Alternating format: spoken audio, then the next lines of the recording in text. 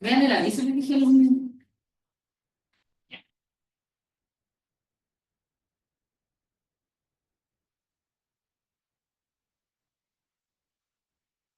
Sí, entonces, cátedra 3, la clase 1, ¿se acuerdan cuál fue? Atención. La clase 2 fue unidad motora, contracción, reflejo. Tiene mi nombre. La 11 ya la vieron, ¿era?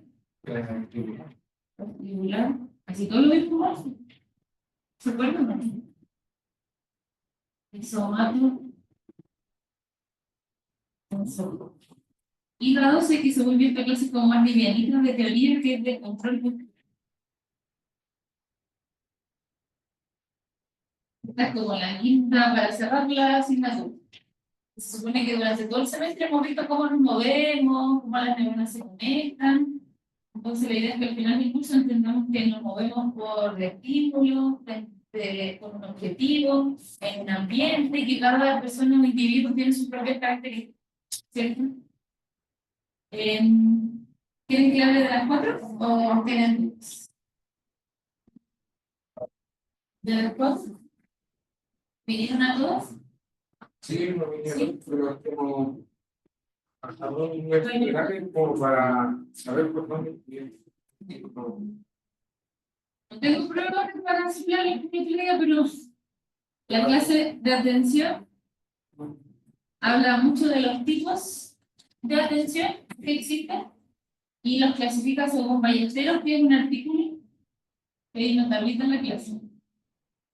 Y hay otra clasificación que es más clínica. Ahí en la clínica vimos la sostenida, dividida, selectiva y no de la cual.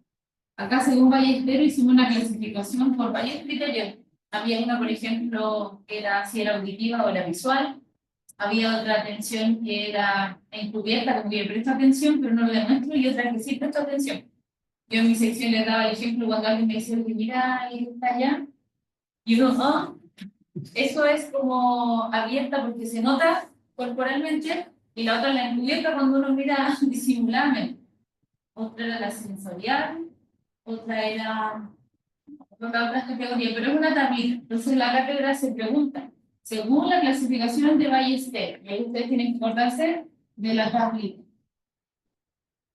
o según la atención clínica, que estos son los que vimos más bien.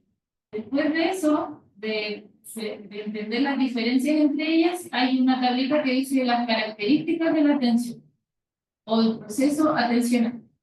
¿En qué vemos esto? Hay un área de los internados que es como niños de neurología o el área de las escuelas especiales, que por lo general pasan por Paulo Freire, y hay niños o adultos con patologías donde la atención es importante que la conozcamos.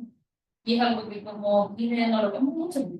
Los pacientes con déficit atencional es más mono, más de terapia ocupacional. Pero nosotros igual tenemos que entender, por ejemplo, cómo se define atención. ¿Se acuerdan cómo se define? ¿Se acuerdan la definición? Porque había muchas definiciones como de la vida. Cuando ustedes prestan atención a algo, tienen que seleccionar de todos los estímulos que están llegando, tienen que filtrar, ¿cierto? Y poner atención solo en lo que se quiere aprender o prestar atención. Entonces, esa era una de las definiciones que llegamos como acuerdo de atención. A través de todo lo que hay, yo tengo que filtrar y escoger en lo que yo quiero prestar atención. Y eso depende mucho de las características del proceso atencional, pero también es clave dos cosas. Una, cómo es el estímulo con lo que yo estoy prestando atención. Y otra muy importante son las características del individuo. Porque puede ser que yo sea una profe muy entretenida aquí y le esté haciendo un show de clase, pero el Bastián está muy cansado y por más que yo le llame la atención, no se puede concentrar.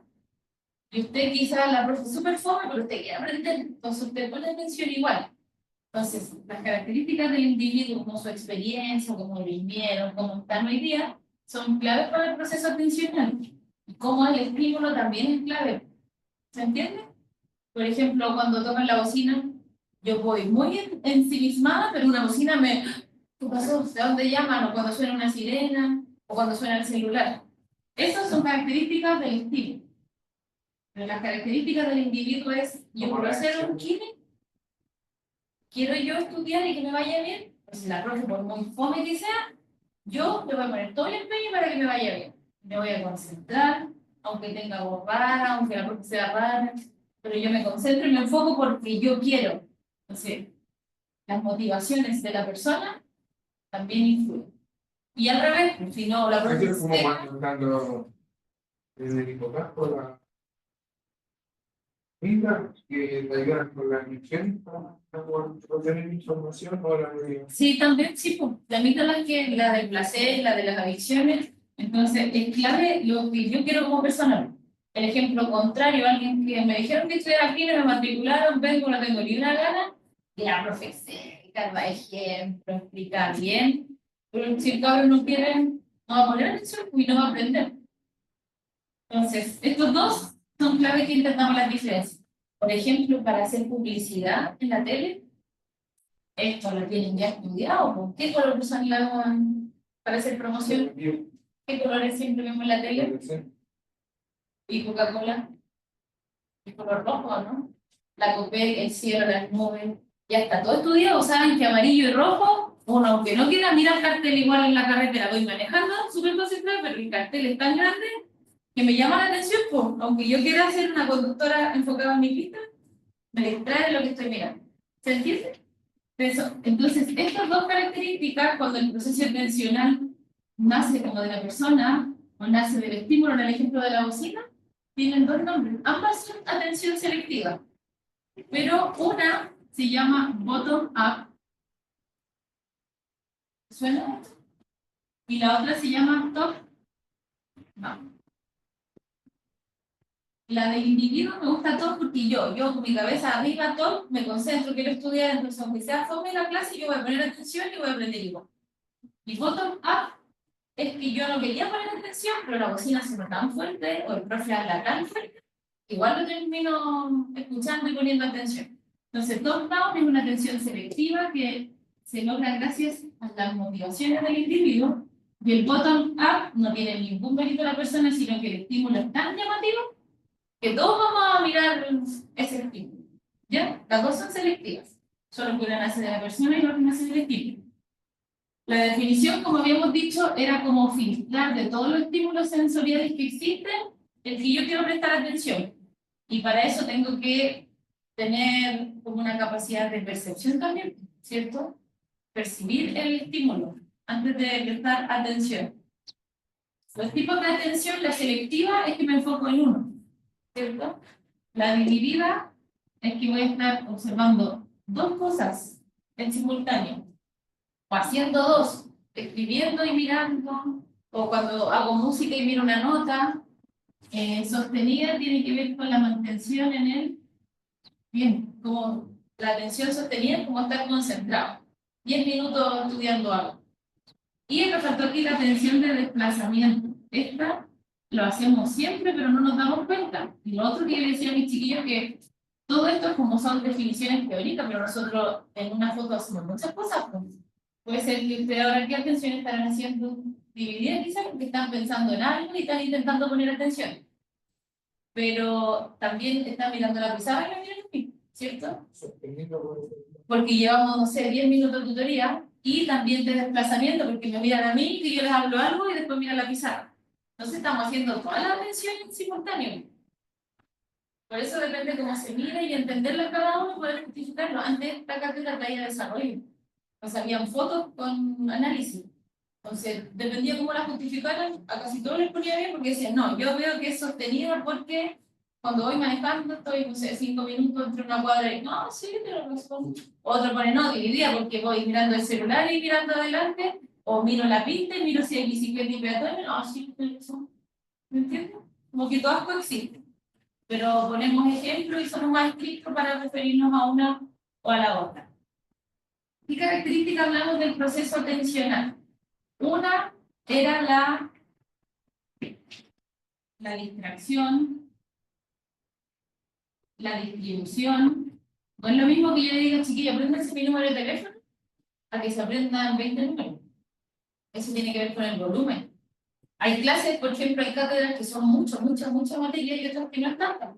Entonces ahí el volumen cambia. Volumen, distribución, ¿qué otro concepto había? No recuerdo los otros. Como 9. Acción, distribución, no me acuerdo los otros. Pero son características que tienen que ver con el proceso atencional. Yo creo que esto es clave porque siempre lo preguntamos. ¿Ya? Y otra parte de esa clase era las estructuras anatómicas, la anatomía involucrada.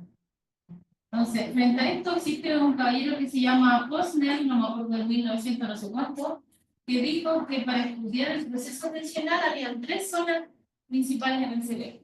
Uno se llamaba sistema atencional anterior, otro se llamaba sistema atencional posterior, y el tercero se llamaba areusal. Como ya dijimos, ustedes saben que todos los tipos de atención como que coexisten, pero podemos clasificar. Por ejemplo, el anterior se le llama que es como un centro atencional ejecutivo. ¿Saben qué es ejecutar? Cuando yo le digo a alguien que haga una acción, ¿cierto? Que realice algo. Y para eso yo necesito inteligencia y necesito la capacidad motora, ¿cierto? Entonces, cuando ustedes estén, por ejemplo, en evaluación, el profe le diga, ya, ponga poniendo aquí, escucha. Eso es ejecutar algo, ¿cierto? La atención posterior tiene que ver más con el espacio, la orientación. Eso anterior porque yo se refiere a Son 3 grupos como neuronales que participan. A este se le llama sistema anterior o ejecutivo, sistema posterior o de orientación espacial y este sistema arousal. Este se llama arousal o de alerta. Aquí van los procesos atencionales donde yo tengo que hacer acciones. Aquí van los procesos atencionales que tienen que ver como con el estímulo.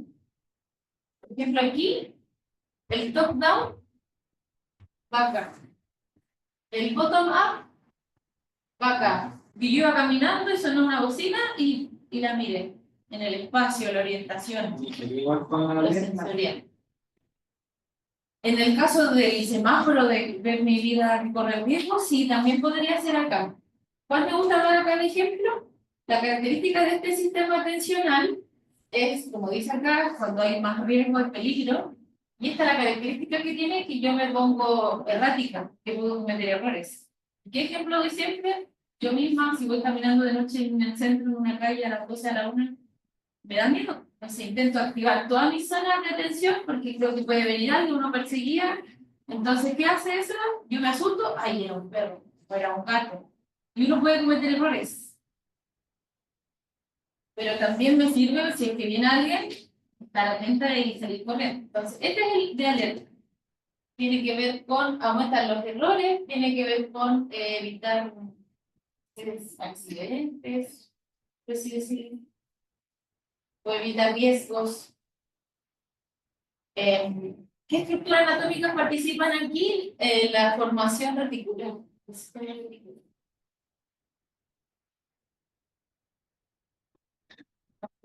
formación reticular está en casi todo el tronco encéfalo y su función está relacionada con el estado de conciencia. ¿Es lo mismo estudiar acostado que sentado? No es cierto, cuando estoy acostado como que me quedo dormida, pues ahí la formación reticular como que no está activa. En cambio, cuando estoy en bípedo, la formación reticular me mantiene más despierta. Cuando hay estados de conciencia alterados, también tiene que ver con esto. Esto igual tiene que ver como con la vigilia. Acá hay un... La anterior sería de ejecución. Sí. O la fundación antes de la ejecución. También, ahí mismo en el sí, el anterior, el que frente a algo está atento a responder. porque esto igual tiene que ver como con lo motor, Todo lo que es acción, con la inteligencia y con el lóbulo frontal también. ¿Qué le iba a decir? Este, lóbulo frontal.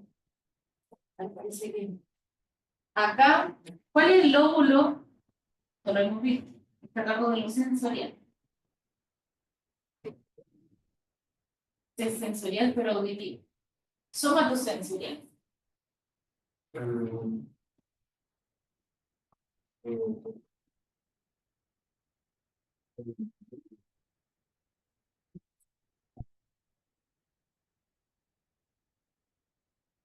círculo, Lóbulo parietal. Acuérdense que los músculos motores están en el frontal y el músculo sensitivo está justo atrásito en el parietal. flexibilidad de visión, Similar es visión. Temporal audición, frontal inteligencia, pensamiento, juicio, conducta, movimientos, habla. Y en este llega el dolor, la temperatura, la propiocepción, todas las vías que suben. Este es sensitivo. Frontal es el motor y de la inteligencia. y el sí, Ese es súper poco estudiado. Yo cuando estudié me hablaron de 4, ¿no? Ahora se habla que hay 5, pero no se sabe muy bien su función. El lóbulo parietal es más o menos grande, ¿cierto? Y tiene una zona específica que se llama dentro del parietal posterior. Esa zona es clave en la orientación en el espacio. ¿Y qué más me falta? En la guía se van asignando tipos de atención a algunos de estos ejemplos. ¿Qué más?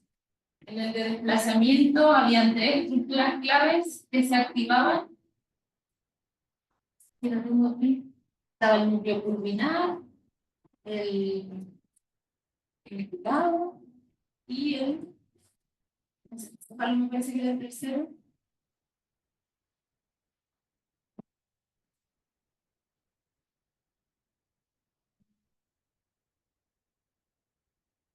Las características aquí era volumen, distracción, transmisión, concentración, dispersión. Esto tiene que ver con características extrínsecas, que son parte del estímulo, y esto del individuo tiene que ver con características intrínsecas.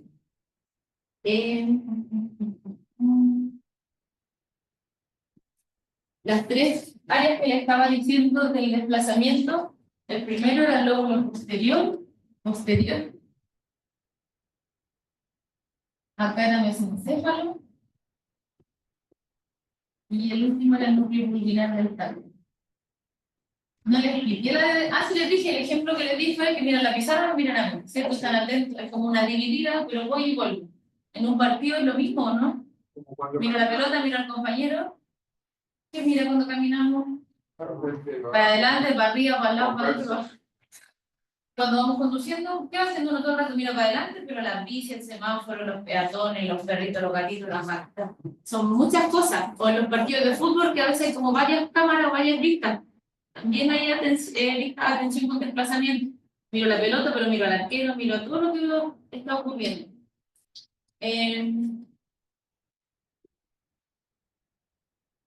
El anterior también se le llama supervisor.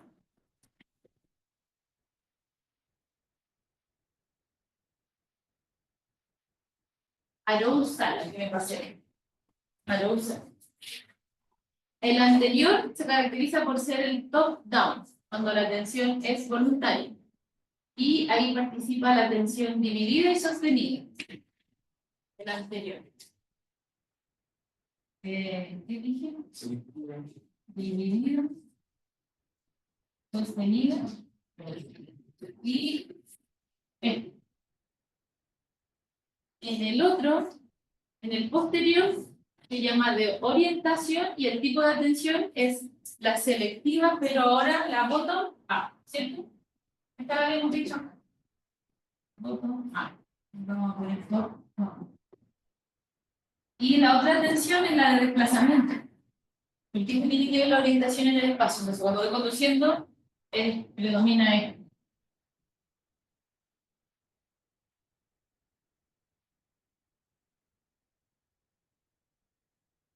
Y el último, el de alerta, que es un ejemplo en la clase que voy manejando y se cruza, son chanchitos. O sea, y uno va como atento y ocurren errores, como les decía, pero me ayuda a estar más atenta frente a algún riesgo. Y aquí hay neuronas noradrenérgicas, locus y lóbulo frontal. En el medio les dije el lóbulo parietal posterior, también está el colillo y el núcleo pulvinar. Y en el anterior está el cíngulo anterior, antes de la base, corteza dorsolateral del prefrontal.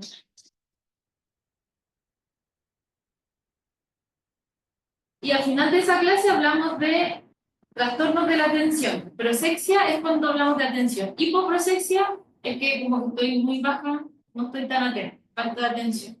Hiperprosexia hay mucho. Hipoprosexia, la clase decía la habilidad. ¿Han escuchado el término de habilidad? En el envejecimiento se habla mucho que los adultos mayores son como lábiles, son frágiles, porque como que son fluctuantes, un día están bien, al otro día están mal. Entonces, en atención igual está la habilidad atencional, porque a veces no pesco nada y a veces estoy súper enfocado. Eso es hipoprosexia. En cambio, hiperprosexia ocurre por lo general en los TOC, las personas con trastorno obsesivo compulsivo, por estrés postraumático, que me fijo con algo. Y la hipoprosexia puede ocurrir en personas con ansiedad, que están deprimidas, como que no están tan atentas. Y después hablamos del déficit atencional y del síndrome de negligencia contralateral. El síndrome de negligencia contralateral es cuando hay un accidente cerebrovascular, por ejemplo, en el lóbulo posterior derecho, y ustedes saben cómo es cruzado, se encarga del lado izquierdo. Entonces, las personas con ACV no todas tienen la misma clínica porque son varias las arterias que se pueden ocluir. Entonces, yo le digo, dibuja un reloj y hacen solo la mitad derecha, porque la izquierda como que no la perciben. O el kine viene por el lado izquierdo y le habla y no ve. Pero usted se pone acá, sí, mijito, dígame. Porque realmente la mitad izquierda como que la omiten en todos los sentidos. Entonces son personas que también se llama síndrome Puchet, porque si mi lado derecho es el único que funciona, se mueven, están como más inclinados a la derecha para prestar atención por este lado. Entonces esos pacientes hay que tener ojo y ubicarlos, por ejemplo, en la pieza. Dejar el lado izquierdo para la pared, porque con el derecho tiene mayor visión. Y que se me está dando bien, se fue la atención. La clase 10. ¿Cambio de clase? ¿Se acordaban de esto o no? No, porque la hicieron. No tú. Ah, ya. ¿Y usted? Entonces todo como que por primera vez. ¿Está con usted?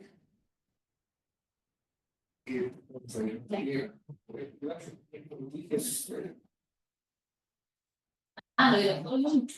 No, lo último, la clase no empezaba. ¿Sabes la clase? Ya. La clase 10. Entonces no se acordaban de primera vez que No, pero ahora ya momento tienen claro. una idea. Y se pregunta mucho en la prueba qué partes son de cada uno de los 3 sistemas de Posner y qué atención pertenece a cada una de ellas. Características del proceso atencional y que entiendan o que sean capaces de diferenciar cada una de las atenciones. O les digo como que todas coexisten. Pero para estudiarla la vamos viendo de a poco. En la clase de unidad motora, esa ya la vi ayer con mi sección. Esa clase habla muchas cosas. Hay, por ejemplo, diapos de las motoneuronas, se habla del centro generador de patrones, patrones generadores centrales, se habla de contracción muscular y se habla también de reflejos. La tuvieron la semana pasada, si no me equivoco, antes de la cátedra. No sé qué tan atentos estaban. Estaban pensando, ¿habían salido envejecimiento o no? ¿Sí? El lunes. Ya. Esta clase es como terminar de hablar de cómo las neuronas funcionan y se conectan. Ustedes saben que hay motoneuronas superiores e inferiores, ¿cierto? Esta motoneurona superior viene de la corteza cerebral, baja y nos va directo a la médula, como casi siempre se dice, y aquí participa la segunda neurona que va a ir al músculo, ¿cierto? Esto que vemos casi siempre o que vimos en las vías no es tan así en realidad. Sí, la de arriba se llama motoneurona superior y la de abajo motoneurona inferior, pero no es tan directa la conexión. ¿Por qué? ¿Qué tiene que pasar para que mande una señal de cruzación? ¿Quiénes son clave aquí? Las pirámides del bulbo son las que tienen estas neuronas son piramidales, por eso se llama vía piramidal. Esas sinapsis se hacen. Esta sinapsis, esto es la médula. Cuando iba de vuelta, pasa por el ganglio, ¿no? El ganglio de la base, Sí. cuando va bajando. Esta primera neurona baja y dice, quiero ir a contraer el brazo. Pero para eso primero tiene que haber un... Antes de hacer eso, aquí, entre medio, hubo 1000 conexiones entre los ganglios de la base, el cuerpo estriado, le mandó señal al globo pálido interno, el globo pálido interno le mandó al tálamo, en el cerebelo dice ya, el cerebro quiere contraer el brazo, el cerebelo le pregunta al oído cómo estamos, le pregunta a la espinocerebelosa cómo están los propioceptores, y mezcla toda esta información, además el troncoencéfalo que también tiene sus núcleos olivares, núcleos vestibulares, y todo este enredo después, como que modulan esta sinapsis y ya, puedes iniciar el movimiento. Acuérdense que los ganglios de la base son los del inicio. ¿Qué más hacen los ganglios de la base? Evitan, si yo quiero caminar en línea, evita que yo vaya caminando con movimientos raros que yo no quiero realizar, azarosos, externos. Entonces esas son las dos funciones. Evita movimientos involuntarios. Solo me muevo lo que yo quiero mover.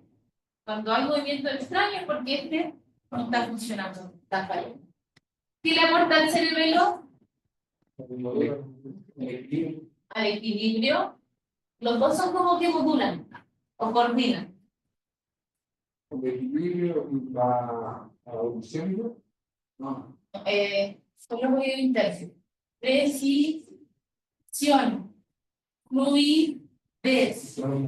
Armonía. Tono postural. Que los músculos tengan muscular y postural. Que los músculos tengan la capacidad que si me quiero mover, yo tengo un tono muscular que me permita mover. Porque los que son hipotonos no se mueven, por más que ese bebé diga ya, voy a alcanzar la pelota, los músculos tienen un tono tan bajo que nos generan una contracción y nos movilizan a los huesos. Los hipertónicos quieren hacer algo, pero para los músculos tan tensos que tampoco pueden. Entonces el tono también es clave. Tono muscular es como específico antes de que se contraiga, tono postural es como la globalidad. Entonces todas estas cosas ocurren antes de que esta señal baje. Entonces casi nunca la señal es... Siempre tuvo que haber todo esto. Y aparte, la corteza motora, antes de mandar la señal, no sé si se acuerdan, pero había otras dos áreas motoras, la premotora y la suplementaria. Y estas dos son las que planifican el movimiento antes de avisarle a la motora que mande la señal hacia abajo. Entonces, cuando yo hago algo, hay 1000 cosas que ocurren detrás. Eso es como lo que quiere explicar esta clase. Hablamos de las motoneuronas. Motoneuronas inferiores están las alfa, y las beta. Las betas son como intermedias, hacen un poquito de esto y un poquito de esta. Las gamma, no sé si ustedes se acuerdan de los usos neuromusculares, que son como alargados y están en el vientre muscular. Y las gamma son las que inervan, porque el uso neuromuscular tiene fibras musculares. ¿Qué las inerva? Una motoneurona gamma. ¿Y a quién inerva la alfa? La alfa inerva todas las fibras, hasta se les llama extrafusales. ¿Lo vieron en base, cierto? En cambio, la gamma inerva las intrafusales. ¿Cuál es la función del uso neuromuscular? Sensar la longitud o el estiramiento. Y en los tejidos que están acá abajo en los tendones, sensar P-contención, ¿cierto? Y los dos me permiten hacer una buena contracción, ¿cierto? Si yo quiero tomar una mochila liviana y una pesada, van a tener que los uso y los dejé acá y dar más tensión. Y eso está bien. Y este poquita. Y eso lo va regulando esto. De hecho, en la clase hay un ejemplo de un vaso. Si un vaso está vacío, el bíceps se estira de cierta forma, ¿cierto? Y yo genero fuerza para sostener el vaso vacío. Pero si le llenan de líquido, ¿se me cae el brazo? Tienen que activárselo. Los sensores dicen, no, el vaso está pesado, mandan la señal hacia arriba y la señal de vuelta es, ya subiste, contraete con más fuerza. Entonces ahí uno ve cómo estos trabajan silenciosamente, porque estos son receptores.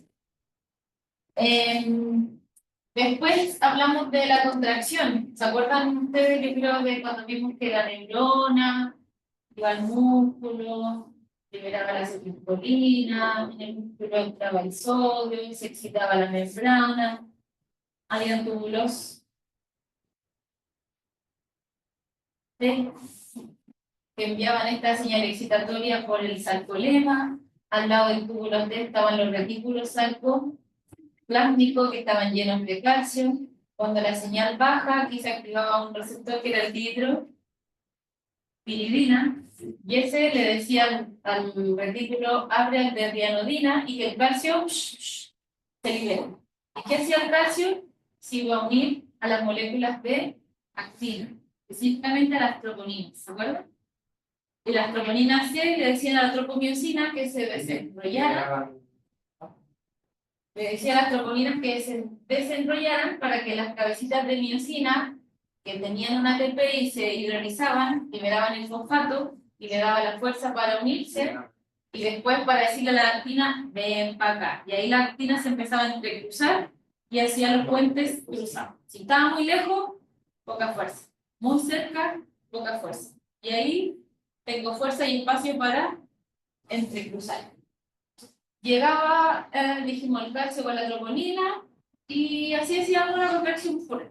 Entonces esto está como 4 o 5 días, como lo que vimos en Fish. ¿Ya? Después hay reflejos. Los chiquillos me decían que en base igual vieron estos reflejos. Sí.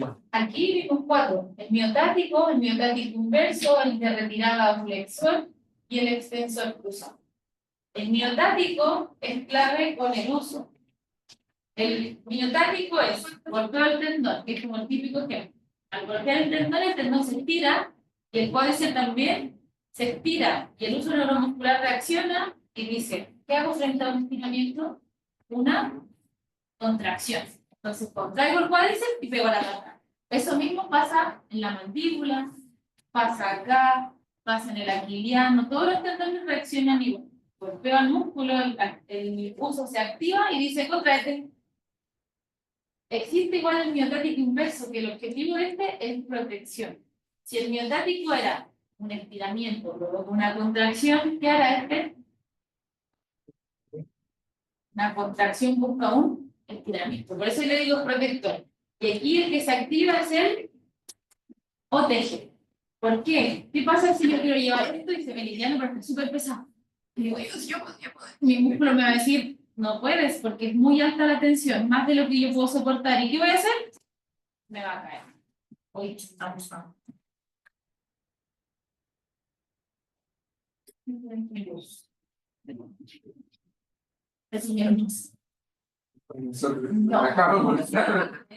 Gracias por acordarme.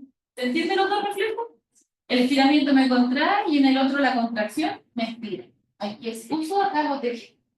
Este también yo se lo he mencionado. ¿Qué pasa si me golpeo o me quemo o mi dedito chiquitito choca en alguna esquina o pinché un clavo? Rápidamente sacamos el brazo o el pie. Eso se llama reflejo flexor o reflejo de retirada. No nos quedamos ahí quemándonos, ¿cierto?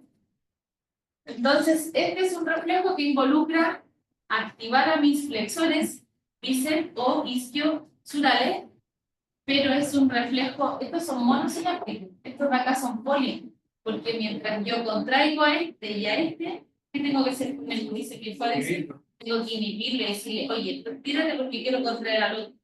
¿Se entiende? Y aparece este segundo reflejo que va de la mano con el anterior. Si es la mano, no pasa nada, la saco. Pero si es algo en el pie, voy a doblar el pie y me voy a caer. ¿No? ¿Cierto? ¿Qué hace la otra pierna? Si esta la saco, a esta le toca hacer más fuerza. O sea, por eso se llama extensor cruzado. Si me pegué en el de allá, el cuádriceps de acá se va a activar y mi isquio se va a inhibir. Y mi cuádriceps de acá, donde me pegué, se va a inhibir y mi isquio se va a contraer. ¿Se fijan que es al revés? Por eso es extensor cruzado. Estos dos son polisinápticos porque son varias las neuronas que participan. También en esta clase hablamos de las interneuronas, que están siempre en la médula y hacen conexión entre la sensorial y la motora, hacen que la información cruce de la derecha a la izquierda o de arriba a abajo. Ellas viven siempre en la médula y ayudan a las conexiones y a la modulación.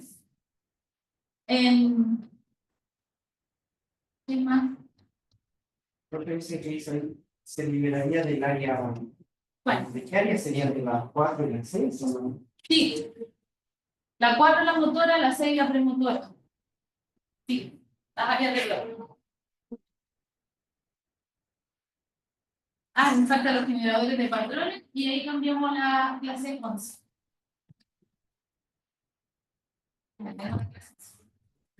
Oh, no se ve lo que estoy viendo muy bien. Está fuera de rango. Imagínate la gente que lo sigue. Sigue siendo 13, 14. ¿Me puedes sacar todo esto? Vivo cortado. Estoy hasta aquí. Por favor. ¿Se la piden a usted? Ya me llegó, por favor. ¿De En qué? la cama también. Ah, saca pito y no, ¿qué pizarra? ¿Poco atención? ¿Sacar foto? Sí.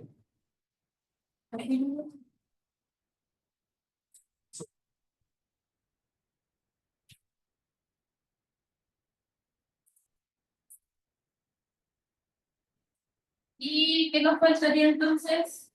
Estamos listos, estamos listos. Me falta el generador de patrones. Imagínense ustedes, chiquillos, que nuestras neuronas de la médula son las mismas toda la vida. Entonces, desde chiquitito yo aprendí a caminar, activé glúteo, psoas ilíaco y aprendí a hacer flexión extensión. Cuando era bebé quizás no me salía tan bien, pero con el pasar de los años, a los 3 años ya trotaba, saltaba la silla. 5, 6, 7, 8 años ya mi forma de caminar estaba establecida. No sé si les pasa a ustedes, pero yo sé cuando el profe Cristian va a mi oficina porque ya sé cómo es. También cómo suenan sus pasos. ¿Les pasa o no? Sí. Como que identifican a las personas porque todos caminamos distintos, cada uno tiene su como que un poquito más de cadera. Así es, tal cual. Entonces, esa forma de caminar, tan característica de cada uno, es porque las neuronas ya saben que yo quiero caminar y en la médula ya está hecha la conexión, pues yo no tengo que decir, que quiero caminar eso, está todo ya mielinizado y la ruta ya está hecha. Como cuando yo estudio algo y lo encuentro haciendo. Pero esta ruta está hecha porque la aprendimos al año, cuando éramos bebés, y de ahí se fue fortaleciendo. Es como una potenciación a largo plazo, porque de tanto hacerlo es algo automático. Yo digo, voy a caminar y camino, pero mientras voy caminando no le pido permiso al pie para que se pueda al otro, como que fluye, porque el físico me da el feedback y avanzo y camino. Entonces, hay cosas que con tanta repetición ya están como grabadas en mi médula espinal. Lo mismo cuando mastico. Yo estoy pensando cómo hago como tripuro, ¿cierto? La boca lo hace. Cuando troto y corro, también voy siempre rítmico. Entonces, todos los movimientos que hacemos, o los perritos, cuando se rascan, eso es como reflejo, y lo hacen siempre de la misma forma. Entonces, todos esos movimientos rítmicos y sincrónicos, ya automáticos, quedan grabados. ¿Cómo se descubrió esto? En un gatito que le cortaron su médula y lo sostuvieron su cuerpo y lo pusieron en una trotadora. Sus patitas de adelante avanzaban bien. Las de atrás, a pesar de que no estaban unidas a la médula, sentían el feedback de la trotadora, le mandaban la señal a la médula y la médula le respondía con contracción. Si bien no pisaban bonito, no caminaban bien, las patitas sí hacían el gesto de flexo extensión, sin conexión con el cerebro. Solo a nivel medular reaccionaba la neurona porque ya sabían que si había que avanzar, cómo moverse.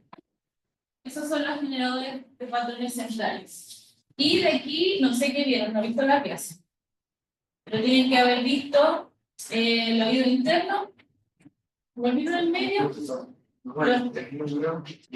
El que nos importa siempre es el interno. La gente dice, tengo problemas de oído medio. Pero en el oído medio solo está el martillo y el estribo, que transmiten la vibración de la onda sonora para que vaya a la cóclea, que es de la audición. Y las personas con problemas de equilibrio no pasa nada con el externo y el medio. Lo que no importa es el oído interno, ¿cierto? Hay tres canales semicirculares, está el utrículo y el sacro, ¿cierto? Estas cinco cosas son las que nos interesan. Cada uno de estos tiene una zona donde hay receptores. La del utrículo y el sacro se llama ampolla, no mácula. Mácula, y la de acá se llama ampolla. No sé si se acuerdan, pero era como una gotita grande que tenía muchas células ciliadas. Entonces, el canal semicircular en el fondo sirve para que el líquido se mueva, pero la zona receptora está en una esquinita, donde aquí yo tengo las células ciliadas. Entonces, ¿cuál es el rol del canal? Que el líquido vaya para allá o vaya para acá. Y eso hace que esta, no sé cómo llamarle, esta cúpula se mueva o para un lado o para el otro. Si el líquido viene para acá, se desplaza para allá y los cilios se inclinan, a ver, si va para allá, los cilios se inclinan para allá. Y para un lado, por ejemplo, en despolarización, porque el cilio es más chico y otro es más grande. Y si se mueve para el otro es hiperpolarización. Entonces, cada oído hace lo mismo. Y los dos oídos deberían funcionar a la par, ¿o no? Si yo me inclino hacia un lado, este me dice, oye, te está cayendo para la izquierda. ¿Y qué debería decir este? Lo mismo. Confirmo que nos estamos cayendo a la izquierda. Ah, ya, y lo corrijo. Pero cuando las personas tienen un problema en el oído, un oído le dice, no, si te voy para acá, y el otro le no, si me estoy yendo para el otro lado, y ahí cuando uno dice, pero si me estoy mareando, me voy a caer, porque los oídos están hipofuncionando o están alterados. ¿Cómo funciona acá? Acá el utrículo con el sacro son como así, y tienen una capa como gelatinosa. Entonces quiero que se imaginen una jalea que está llena arriba de polquitas o pelotitas, y en el fondo de la jalea hay células ciliadas. ¿Qué pasa si las pelotitas se mueven todas por un lado? ¿Se va a mover la gelatina? Se va a mover un poco, y abajo las células se van a mover todas hacia el fondo. Cuando voy en el ascensor subiendo, ¿qué pasa con las pelotitas? ¿Empujan abajo o quedan flotando arriba? Cuando voy subiendo, empujan abajo. Entonces la gelatina la empuja hacia abajo y las células dicen, ah, voy subiendo. En cambio, cuando el ascensor baja, ¿cómo se siente? Como que se quedan arriba. Y eso yo voy con los ojos cerrados, yo sé si sube o baja. Porque mi oído interno me lo está informando. Si voy durmiendo en la micro, ¿para dónde se nos va la cabeza por lo general? Se va para adelante. ¿Y qué pasa rápidamente en el cuello? La levanto, no, que me estaba durmiendo. O si voy conduciendo, por ejemplo, yo sé cuándo acelero y freno, ¿o no? Porque cuando acelero se quedan atrás y cuando freno, las piedritas se desplazan hacia adelante. O si llevo imagínense como una bandeja con cosas. Si me inclino hacia un lado, se van todas las piedritas a la derecha y los dos oídos van a decir sí, sí, y tienen que hacer lo mismo. Así es. Así mismo. Entonces, funcionan distinto. En el fondo, ambas tienen células ciliadas, solo que acá tenemos las piedritas que se llaman los bolitos fotocones. Cada vez que las piedritas se mueven la gelatina y mueven a las células ciliadas. Si se mueven las piedritas para allá, este oído se va a excitar y este va a inhibirse. ¿Y eso qué me dice? Estamos bien, me moví para allá. Porque los dos oídos están como de frente. Se mueven para un lado y acá se mueven para el otro y dicen cosas distintas que confirman lo mismo. ¿Cómo se llaman los tres canales? ¿Cómo están ubicados los tres canales? Hay uno anterior que es así. Está el lateral. Está el anterior y el posterior. Son tres, están tridimensionalmente entre ellos. El lateral está así. El anterior está así. Y el posterior está así. Estos miedos están acá. ¿Se acuerdan que en morfolo rotulado tuvimos mini puerres? El anterior se alza cuando yo hago esto. Y son movimientos angulares. Yo tengo que mover la cabeza para que el líquido se mueva. En cambio, estos son estáticos. Cuando mi cabeza está quieta, estos están informando. Cuando mi cabeza se mueve, también informa. Pero estos se llaman como estáticos y estos dinámicos. Cuando hago hacia adelante, por ejemplo, si digo sí, el líquido gira en el canal anterior. Si yo digo no, ¿Qué tipo de líquido? endolinfático. Cuando yo muevo la cabeza hacia los lados, el tercer plano, ¿qué nos falta? Si elegimos sagital, elegimos lateral, que es transversal, el posterior va a ser como más hacia los lados o hacia atrás. El líquido se va hacia. Entonces, uno puede evaluar los tres canales. Uno toma la cabeza de la persona y digo, ya, mire mi nariz. Y si yo empujo la cabeza hacia abajo, la persona tiene que, a pesar de que la cabeza se mueva, el ojo se tiene que mantener fijo. ¿Se acuerdan de eso? Yo debería poder ir en la micro leyendo y que este vaivén de la micro no afecte mi mirada, pero hay personas que nunca estudian en la micro porque se mueven, se marean, no ven. No puedo ver ni ver Cuando están muy leyendo. Ver videos y pero leer. Instagram sí. Mareamos no. ¿Lo rí? Eso lo perdí. Puede que tenga quizá Yo puedo algún de lectura siempre como que. La línea. Sí. Ah, A ver, concentrarme un punto fijo, así, para leer. En cambio, un video lo veo así, ¿no? Pero para leer así. sí, hay que mantener como eso de la línea. Entonces, como les decía, si yo quiero ver un canal, el derecho o el izquierdo, uno toma la cabeza de la persona y lo empuja hacia abajo. Y la mirada debería subir, ¿cierto? Si quiero valorar el canal posterior, buscar la estabilidad. Porque hay personas que no, que la cabeza la mueven con los ojos. Entonces, los ojos son independientes de la cabeza. Si yo le empujo la cabeza hacia arriba, tiene que mirar hacia abajo. Si yo empujo la cabeza hacia el lado, tiene que mirar. Entonces, si yo hago estas pruebas, cada una para cada oído, y los ojos se demoran en moverse, y yo digo, algo está pasando. O también aparece, tienen clase de paroxítico, o también aparece el vértigo posicional paroxítico benigno, que es cuando las piedritas del vestíbulo y del sacro se caen en los canales, y los canales están acostumbrados a que solo haya líquido. Entonces, imagínense una piedra dando vuelta en el canal y me dice, te está cayendo hacia adelante, y no está pasando, pero la piedra está ahí, mueve, que mueve, que mueve, y está informando todo mal. Y ahí la persona dice que está mareada. Ya, voy a terminar la grabación, tengo que ir a la sala, nos vemos el otro martes, parece.